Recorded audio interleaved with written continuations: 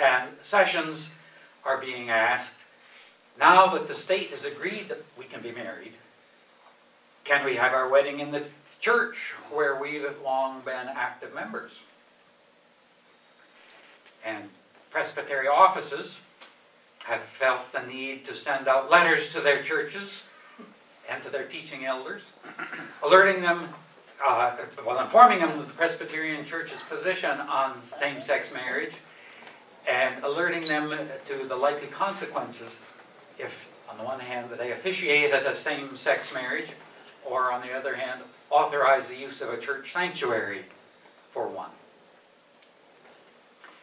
Presbyterian leaders in New York State now face the dilemma that arose some years ago in Massachusetts and in some of the other New England states. How to provide pastoral service to faithful church members and church friends who are in committed same-sex relationships. Relationships that many Presbyterians see as equivalent to marriage and that should be recognized as such within the fellowship of Christ's followers, while there are many other Presbyterians who view those same relationships as sinful and contrary to God's intention for men and women. It was at the 2008 General Assembly that there was a recognition again of this problem. And the Assembly established a special committee to study issues of civil union and Christian marriage. That was the way that they phrased it. It was about same-sex marriage. And I was privileged to be a member of that committee. We deliberated from March of 2009 through January of 2010, and then we made our report to the 2010 General Assembly. Now, you need to know that in its charge to the committee, the 2008 Assembly directed the committee not to include in its recommendation any change in the definition of marriage in the directory for worship. So that, right from the get-go, that was out of bounds. The first thing I learned when the committee began its work was that there are loving, committed Christians in the Presbyterian Church who see things very differently from the way that I do. Even though both of us are committed to following Christ as we find Him attested in Scripture, and seeking through prayer and studying the Bible to discern God's will for us and for the church in this 21st century. The second thing I learned as I pursued my research assignment with the team that prepared the biblical section of our report was that there is not just one view of the pattern and purpose of marriage in the biblical record, but several. And I quickly discovered that, as we talked about, that there's not just one way that Presbyterians interpret what we read in the Bible. The special committee concluded that the clear disagreement within the committee in the matter of same-sex marriage reflected an equally sharp and widespread difference of opinion between large segments of the Presbyterian Church.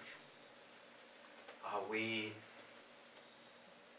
concluded that reaching agreement is not possible at this time.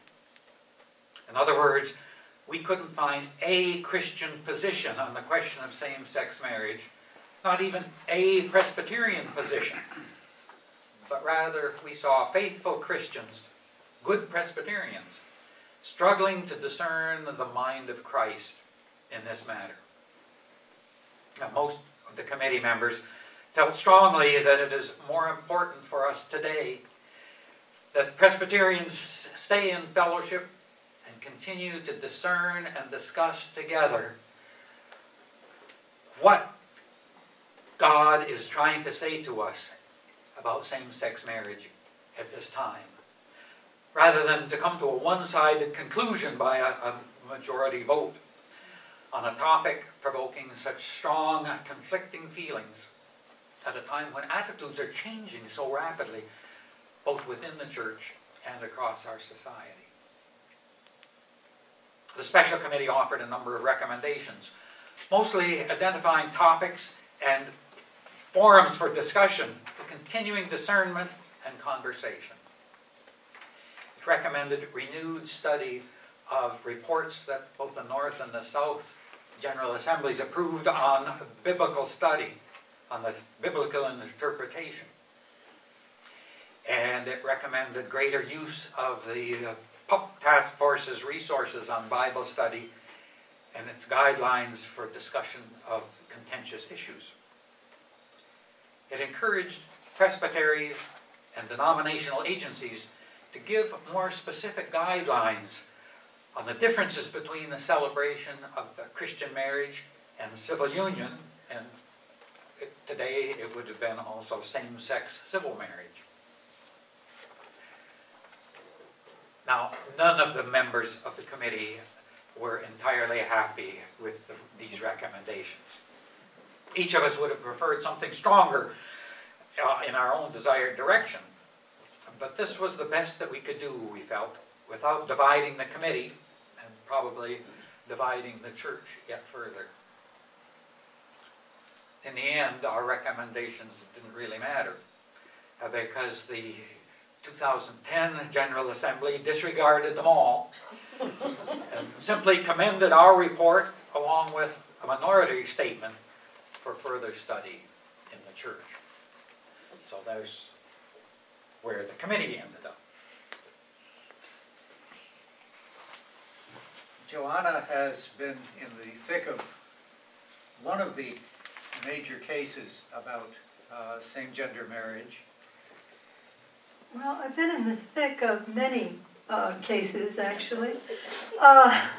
It's just most recently as a member of a PJC, but some time ago when I was stated clerk of the Synod, it seemed to be at the time that it was from 1998 to 2002, where all of these cases were erupting. And many of the cases that are frequently cited today happened during the time that I was stated clerk, so I kind of entered that job in a time in the church that was exciting and important, but more than I expected. But in a way, it's what I expected. I had been an elder for a long time before I decided that because I was very involved in working in justice issues, particularly in women's issues. I was chair of the Council of Women in my presbytery and was an outspoken advocate for equality for everyone. I was also a member of the Gay and Lesbian Task Force. And so that I felt that I would have more of a voice if I decided to become a teaching elder, and I did that. And I'm not sure it worked, but it sure put me in some interesting places. One of the first cases that we had when I was stated clerk of the Synod, in fact, probably one of the very first cases, was Benton versus the Presbytery of Hudson River.